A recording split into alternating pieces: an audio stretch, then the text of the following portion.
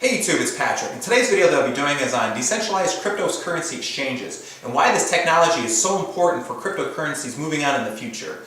Now, when Bitcoin first came out, it was created as a decentralized cryptocurrency, and decentralized was the main attraction to it, and decentralization brings the power out of a few and into the many.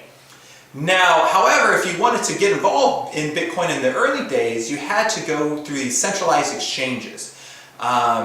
Which were middlemen. Someone wanted to buy a Bitcoin in California, I wanted to sell one in Ohio.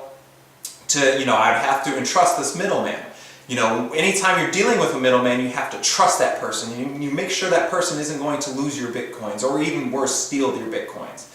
And we all know how this worked out with Mt. Gox losing over 650,000 Bitcoins. Whether they're lost or stolen, it doesn't matter. They're gone now, and confidence is lost, and there's a bunch of people who are upset. And of course the government, I've been talking about regulation a lot, of course the government came in and tried to say, hey look, we'll save you, we'll just charge you a bunch of taxes to keep you safe from people like Mark Karpels and Mt. Gox. However, I like to look at the free markets to see what the solutions are there, as opposed to looking at just strict taxation and getting, some overseers. And, lo and behold, the free market came up with decentralized exchanges. It's, using the same theory of Bitcoin and not having, this middleman, is being able to do peer-to-peer transactions and peer-to-peer, Bitcoin trading, without having that middleman. And I'm sure there's still fees attached to these exchanges. I haven't traded on any decentralized exchange yet. However, I look really forward to doing so in the future. So there's basically 5 decentralized exchanges that I had on my radar. And basically how you get into these decentralized exchanges is you have to buy their altcoin. So every decentralized exchange has an altcoin. Now, some people don't like this because it's like, oh, I got to force to buy this coin, making somebody else rich. But, in the end, if you don't want to, get goxed again, lose all your Bitcoins, it's definitely worth, buying into these other altcoins to trade on these decentralized exchanges. The first two that I'm going to mention are Mastercoin and Counterparty. And now these are both built on the old code and the old Bitcoin blockchain. And then the third one, which is actually really an up-and-comer, is Nextcoin. It's NXT. Now, Next is based on a whole new language.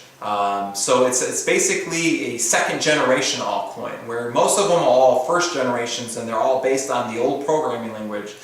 Next has a brand new language in and of itself, and they're building platforms on top of that, like the exchanges. And probably, well, before I mention the last but not least, I'll mention CoinFiend, which I heard of as well. They're coming out with a decentralized exchange. I don't know if they're going to do what kind of language is programmed in. I didn't do too much research. I just know it's coming out. And then the one that's most exciting is Ethereum.